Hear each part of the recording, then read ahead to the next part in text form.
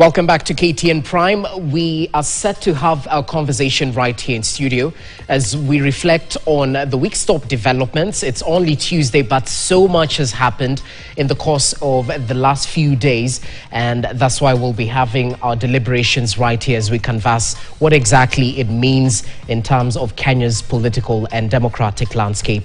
In studio, I'm joined by two sharp minds. Allow me to introduce them. Stella Agara on my immediate right. She's a governance and security analyst. Stella, great to have you with us. Karibu to our studios. Thank you for having me. Thank you for your time. Equally joined by Maliba Arnold, who is a public policy analyst, and mind you, he's a party leader of the Progress Plus Alliance, PPA. Maliba, how are you doing?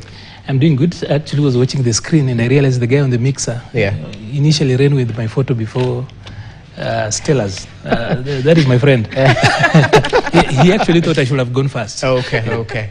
No problem. We'll try and be democratic. Ladies first. But you say gentlemen before, huh? It's not in the Constitution. Hey! That's a story for another day. Okay, lady and gent, let's start our deliberations right here as we evaluate what exactly has been happening in the country. One of the talking points we'll be canvassing is opposition politics, where just today we saw the faces of the new opposition, quote unquote, and it's now clear that behind the scenes political maneuvers are actually ongoing if today's meeting by top opposition figures is anything to go by. We saw the former Interior CS Fred Matiang'i, we saw the former Deputy President Rigathi Gachagua, Wiper leader Kalonzo Musyoka, Eugene Wamalwa, Martha Karua, among other leaders, hold a crucial strategy meeting. And of course, they took to social media to voice their strategy going forward in terms of trying to unseat President William Ruto in the 2027 general election. And as you can see, some of the videos during that particular meeting that was held today.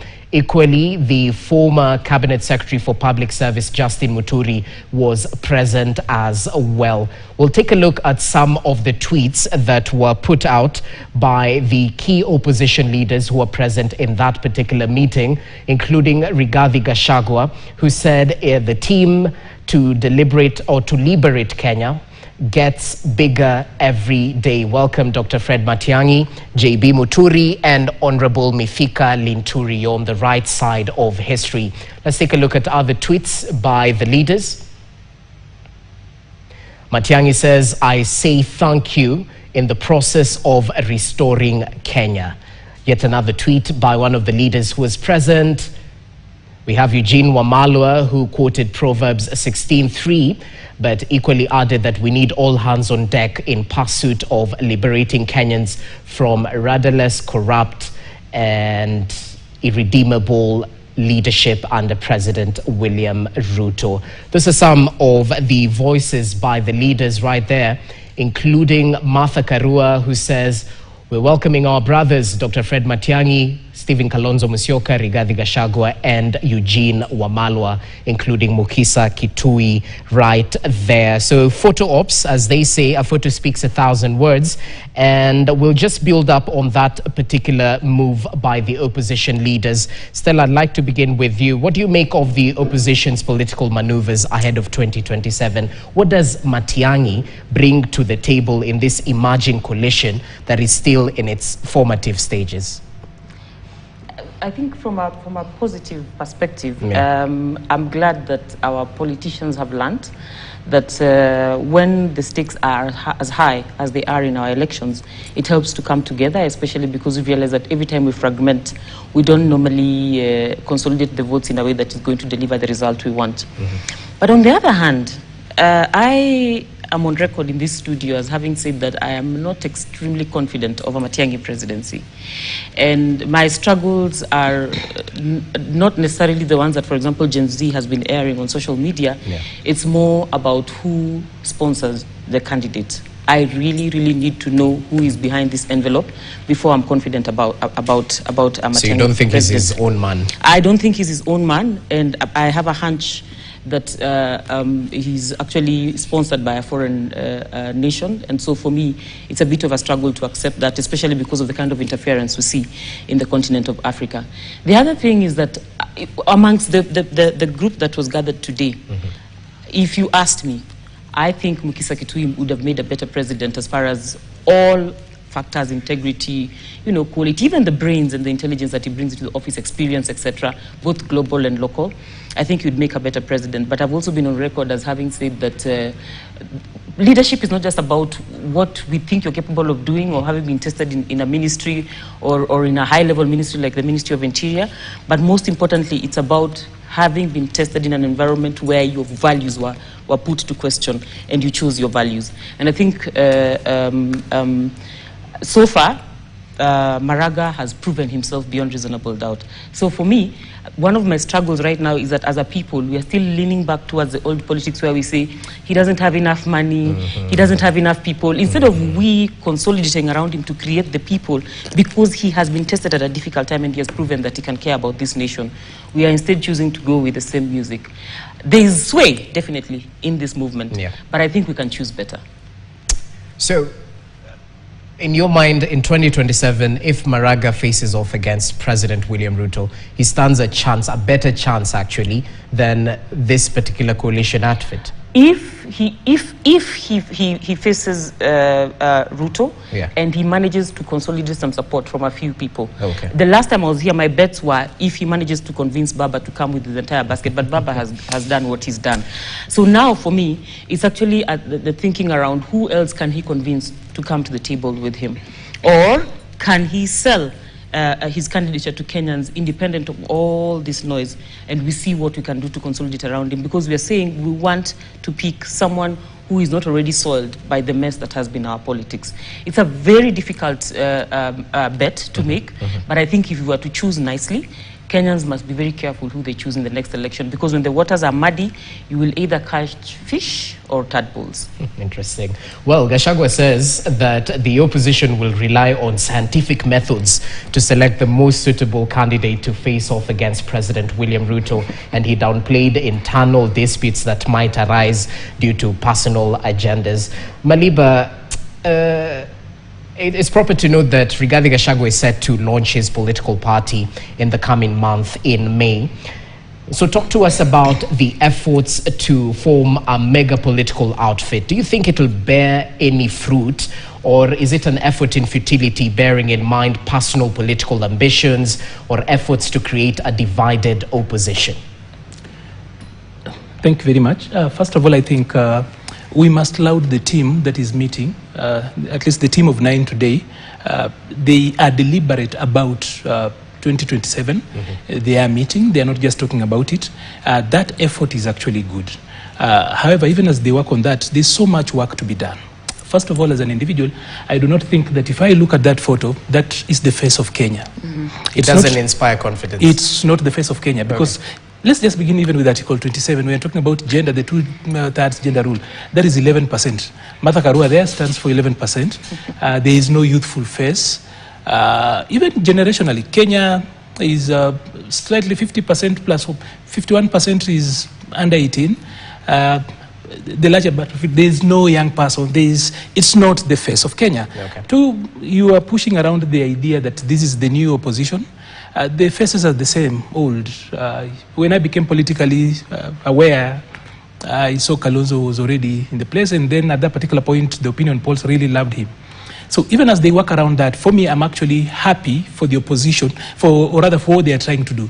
But there are a few things that actually need to be put in context. Number one, this strategy of selling fear by way of photo ops as a campaign strategy does not work. Azimio spend a lot of time posing for photos in Atwoli's loan during 2022 elections. They were selling a lot of fear, just standing on Atwoli's lawn in Ildimat in Kajiado, and then the photo would go around, and with it came a lot of fear. That strategy did not work. They have started the same. If it didn't work for Azimio, posing for photos and selling fear is not going to actually work. But then, let me probably go the way of Stella here. Stella chose to probably look at some of those individuals. Number one, I also still feel that Mukisa Kitui will stand out as a very good candidate for that particular team. But then, Rigathi Gachagua must decide whether he wants to help Kenyans to chase William Ruto away or to get William Ruto re-elected. Because one time you look at Rigathi Gachagua and he is doing the Lord's work in ensuring that William Ruto goes home. Slightly thereafter, he is actually sometimes making William Ruto look like an angel in the way he is talking. So Rigathi Gachagua must decide whether he's siding with us, the rest of the country that actually wants change, or he actually wants to have William Ruto re-elected. Because a lot of times he's playing as an asset for William Ruto. Remember that in 2022, as a country, we moved largely from the politics of identity. The truth is that William Ruto is in government courtesy of politics of ideas and issues. However, even if you do not agree with the way it was actually framed, but at least we moved away as a country for the first time from purely identity. You come from this region, you are this tribe, you are this particular religion, and such. And then this time around, we had issues over and above our identity. But now, it's a deliberate effort. If you look at government strategists and the people in the broad-based government, they are re-ethnicizing the country. People are being reminded of their tribes and their identity. So people are, first of all, converging as your Westerners meet in that particular corner, have your little tin pot king, and then let us meet in Nairobi and discuss, then meet in Mombasa, meet in Ukambani, everybody else. If you look at that team, a lot of them are supposed to go back home, consolidate their little provinces and villages, and then come and meet. No one deliberately wants to work towards winning cross-cutting national leadership. And Rigathi, for example, is actually notorious for me, I think he's overdoing this Mount Kenya thing, because a lot of times when he does that, he helps William. Because there are a number of voters, and it's their right to who are actually on the edge. So when they see some of those pronouncements, like when he was on some radio the other day, on some TV the other day, he keeps on talking about our people and everything else. By the way, dear Rigathi Gachagua, the people of Mount Kenya have already accepted you as their leader.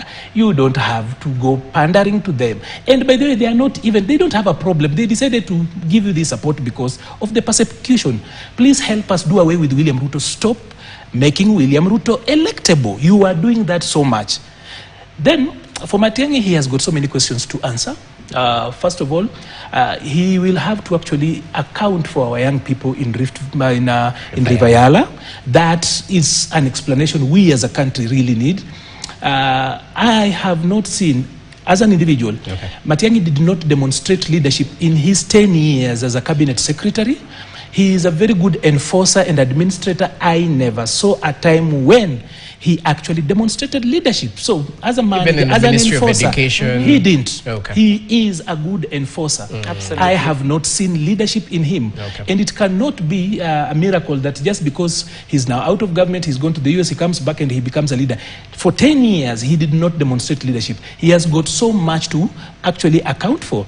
There are the people. Eugene Wamalwa must stop being the kingpin of Western, and specifically Trans Nzoia and Bungoma, if he wants. So, for me, you will allow me to actually just wear my hat as a party leader and actually say this, that the media should also stop pushing the narrative of only having two alternatives, or rather two sides, that we have got the broad-based team, and now we have got what these guys call themselves the People's Loyal Opposition.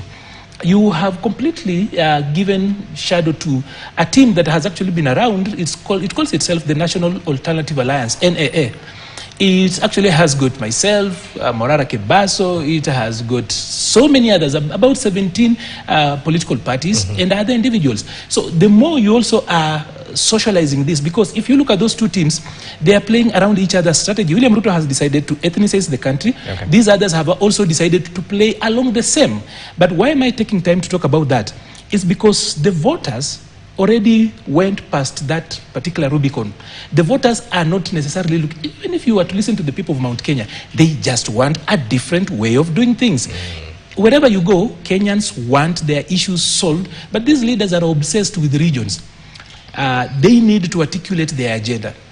They need to tell us that agenda number one, of course, is William Ruto must go. That's agenda. You know, there are several must goes, but the supreme must go is William Ruto must go. Secondly, CDF and national government CDF must go because it has killed parliament.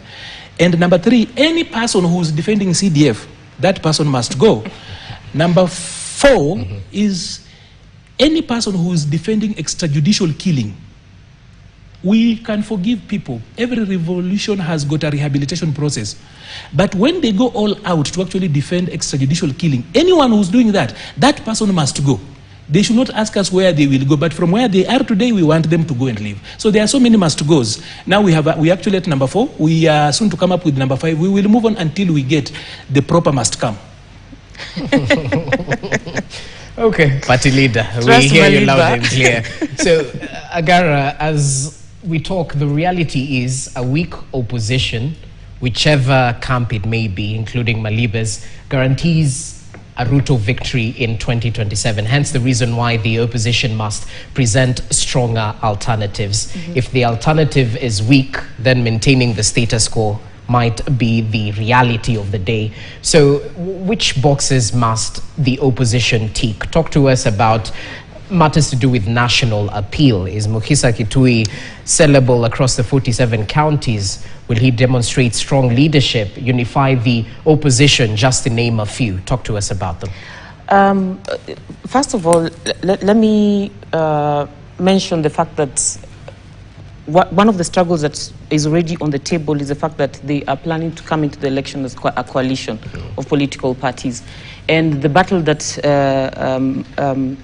the current president is fighting is that he's trying to kill every party that is within his coalition so that he comes with one vehicle to avoid the drama that I think KTN has already anticipated when the time comes to choose the flag bearer. I could see struggles in this arrangement, in choosing the flag bearer, even though, even between myself and Maliba, we can be Dr. Mukisa Kitui would be a good bet. Does he have national appeal? Absolutely. Normally, national appeal is not something you have when you arrive in politics. It's something you create. Politics is a game of creation. When I'm certain that this Matiang'i that you're talking about, when he arrived in this country, the first thing he was told is to hire a PR company to clean up his record. Because if he doesn't take that away, it will continue showing its face in his campaign. Does he have good things that can be sold? I agree with Maliba that he's a very professional man. I have worked with him before, extremely efficient, extremely focused, and excellent leader. So when he doesn't work, it is because he doesn't want to work. When he doesn't do what he needs to do, it's because he chose not to do what he's supposed to do. And so, for me, when you look at a man who has been able to offer leadership locally, was not caught up in extreme scandals like Dr. Mukisa Kitui, the only problem we had with him is a problem that we can forget about. And as a matter of fact, the records have been eliminated and we can forget about. Yeah. He moves into the international space and he does this country proud. He manages to make a good name for this nation. He has earned his rights to become the president of this nation. He also has a lot of experience. As far as national governance is concerned, he's held huge portfolios. He has been at the level of advisory and at the level of execution in government. Number 3, assuming I go back into regional politics, he also comes from a community that we have been promising leadership for a very long time. And so when they say it is time for Western to rule Kenya amongst everyone, I'm not counting Maliba because I don't want a battle on this table. Amongst everyone who's been presented from Western, I think I would select him if I didn't vote for Ayang. If I didn't vote for Ayang, if I didn't vote for a young leader like Maliba. But do you think Mukisa Kitui can sway the region? I am actually saying every single individual can sway the region as long as we make a decision that this is our candidate and we back them with our support. The same way, I have said that the former CJ Maraga is someone who is sellable. And for him, we are not trying to sell him because he has demonstrated integrity. He has demonstrated leadership. He has actually led one of the top offices in this nation. As a matter of fact, if a random accident happened at some point, he would have been the one ruling our nation. He held that office responsibly at the time when he had a responsibility to make certain ethical considerations and deal with ethical dilemma. He came out shiny. He put us on the map. Several countries have studied Kenya's elections because of him and some of the decisions that his team made at that time. So this man has proven himself beyond. What then happens around that kind of a person? And I think this is something that Kenyans need to hear. You mobilize yourself around this kind of a person. You build a profile around the person. You fundraise for the person and you make them president. People don't become president because they have a lot of money in their pockets, Rogers. People don't become president because they have the best strategy. They become president because of the number of people they have around them and the persuasion that these people have concerning that seat. Having said that, Do we want to limit ourselves to just the people who presented themselves? I'm saying no. I'm saying no, and I'm saying, even though Maliba doesn't trust that I'm loyal, I'm saying that every alternative needs to be given the right amount of media attention so that Kenyans can see all that is available for them and they choose wisely. Yeah, okay. And even as the options are presented, do not listen to the voices, and maybe as part of the list of must-goes, do not listen to the voices that are saying so-and-so cannot be president. If you're vying, you have no business disqualifying the other person. Allow Kenyans to say you cannot be president. And when Kenyans say you cannot be president, make peace with it and go home. Some of the old faces have already demonstrated to us that they have nothing to offer. Now, the other thing is this. We are fighting an animal that cannot survive, because if it survives, it's going to swallow us. Assume that we are in a river with a crocodile, and if we do not kill it, if we do not destroy its eyes, we will be dead. So I also agree with Maliba that we must be extremely focused, whatever the strategy is, we must be extremely focused in making sure that, number one, we send the current president home, because Kenyans are clear that they want him to go home. And then, after we do that, let us also be clear that we are not jumping out of the frying pan and into the fire. One of the other challenges that I think this team is going to face is convincing the young people. And the beauty of it is that most of those people are going to be voters, and they're being underestimated tremendously right now. I have said here that the party that will understand the language of the youth, and I'm talking about youth, millennials who are still considered youth, transitioning, and Gen Z, is the party that is going to carry this election.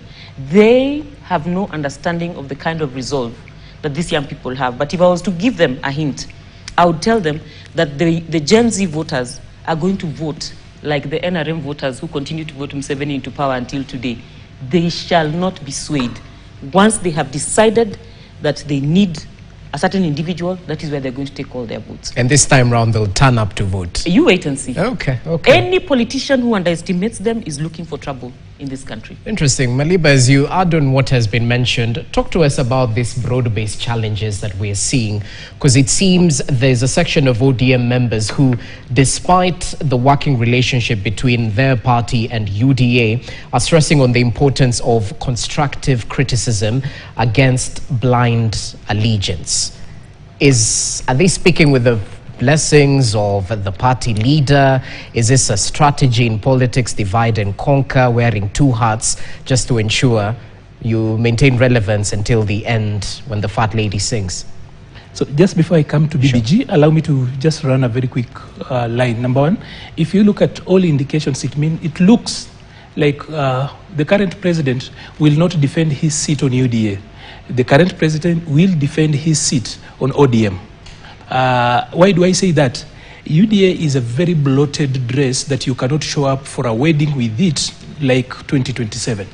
And all indications, he's already talking about founder members and such. Even the other day, you saw the Secretary General of UDA going to ODM. That I can tell you that as it looks like, you shouldn't be surprised, because the first rule of politics is that thou shalt not be surprised. It's increasingly looking like the only cloth that William Ruto can put on and show up for the wedding that is 2027 is ODM.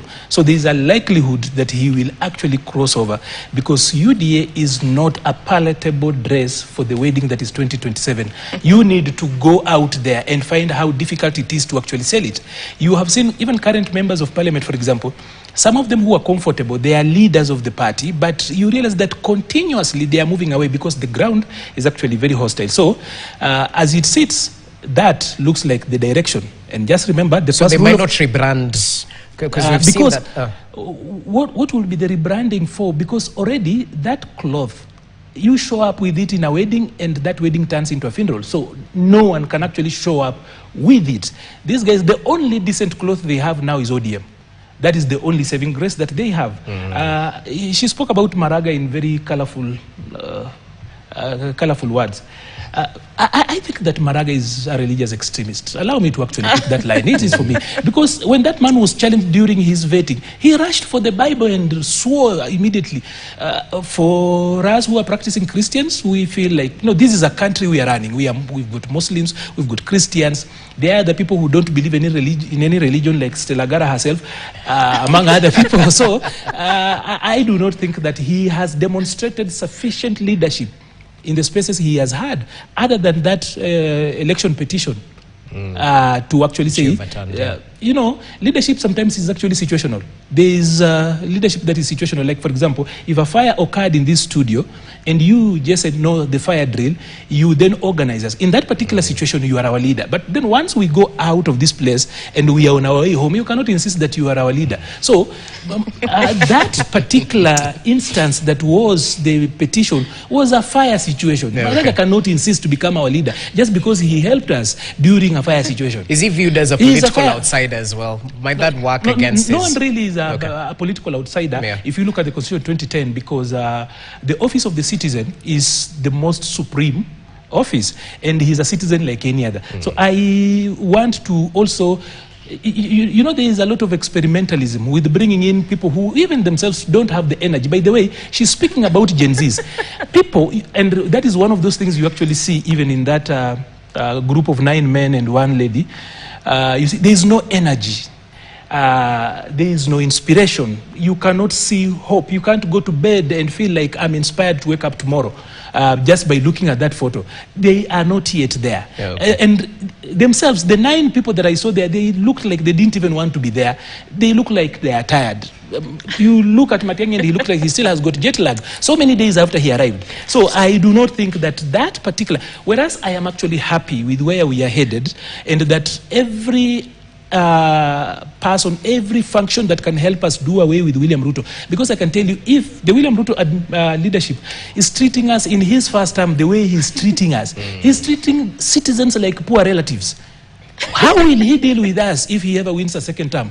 It will be difficult. So I think that the options are many. And I would love this country to actually give an option to a younger option, especially the National Alternative Alliance. And that because the voters have already decided whom they will vote out. Voters do not know whom they will vote in. But as a country, largely wherever you go, people know who they will not vote in. So it is for us as a country and we who are in the political arena to organize and give them a candidate. With all fairness, as much as I think Muhisa Kitui will be a good candidate around there, but I think he's a politician of yesterday. He's been around. He's past sunset. When I talk about sunset, that is in utility. He's still a young man. He can do so many things. But I feel that he's not really there. Not that age is anything, but I'm just saying that we've seen whatever he can do. We have got a glut in options out here. A lot of people who can actually come out and work out. And if we who are already in the arena cannot get it right, and the people are as angry as they are, then a drug lord will come from somewhere and harness that anger and run away with it. So, Stella, I do not think that, because where are we going? If we do not know where we are, we don't know where we are going. Where are we? Kenya has got a progressive constitution. Kenya, as of today, has got very progressive voters. Just sample their sentiments. What we do not have are progressive leaders. That has been the challenge, that the people in the office are everything but progressive. So where do we need to go? You are looking at what we are pursuing. Article 43 is the socio-economic empowerment. That's what all of us want. And what is the biggest problem? That no one is actually adhering to Article 10. So if you look at those 9 men, do they look like they actually can take us to the lofty desires that are in the preamble and also in Article 43?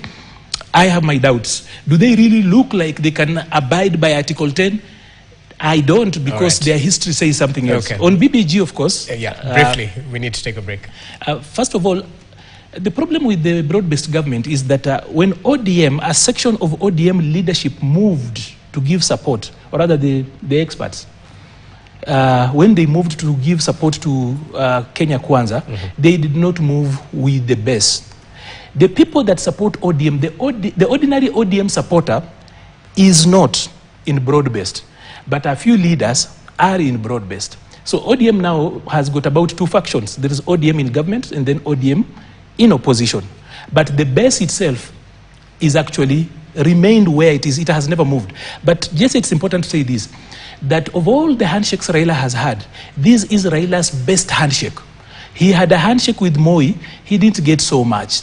Even during the grand coalition in 2008, he still did not get as much as he has now. He had a handshake with Uhuru Kenyatta. He got CSS, nothing. He got cramps. But in this particular one, Raila has got the best. Kama ni bet, hii ndio bet ya Raila yenye imeingia. So, he is willing to risk it all. Look at his risk. Just look at what he has. Controlling parliament. He has got CSS. If he coughs, the president asks him, unataka dawa? Ama unataka chai? As in, they are almost treating Raila like kababa. As in, everything he does, this is his best handshake. And if you look at it, that's where the problem is coming in. So he doesn't know how to go around it. But on the other side, the Kenya Kwanza people are like, all of us are in this. Like, you remember when the president was complaining in Siaya and quote unquote addressing Sifuna and saying that when Sifuna, you talk about my issues, just remember I'm a founder member. He was not addressing Sifuna. He was addressing the owners of Sifuna. And in a proper language, he was telling them, tame your dog. And immediately after that, you realize that a few people started to go around. But then Baba has got a very good antenna. He knows that whereas he has a good day here, but his base, he knows that he left his base in Egypt, even as he crosses back to, as in he left them in Canaan, even as he crosses to Egypt to eat cucumber and all those other things that the children of Israel were missing. That is what Baba is feasting on. But his supporters are firmly in Canaan. He knows tell me that. this, should there be anxiety in Ruto's camp over Raila's 2027 bid? If it will be there, who knows? Actually, briefly, the only good thing with the Ruto-Raila agreement is that Raila had a handshake with Moi. His base did not move. It remained intact. Raila had a handshake with Kibaki. His base remained almost intact. Raila had a handshake with Kibaki, with Uhuru Kenyatta. His base increased marginally. All right. But now Raila has a handshake with William Ruto. Three things have happened. Thing one, his party is actually in shambles.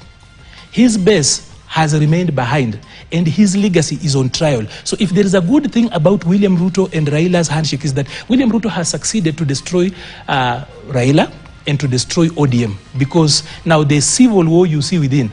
If ODM has become that big tree that does not allow people in Western Nyanza and Coast to grow, it's actually being brought down by William Ruto. And probably that will be the best thing that happens out of this handshake. That Raila and ODM call it a day, therefore you allow people like Agara, myself and others to come up. Interesting. Okay. Let's take a short break. We'll be back with the deliberations right here in studio. We'll equally focus on the BBC documentary that has caused a stir on social media, even as Kenyans call for more accountability within the rank and file of the police officers. Well, IPOA responded. We'll tell you in a few.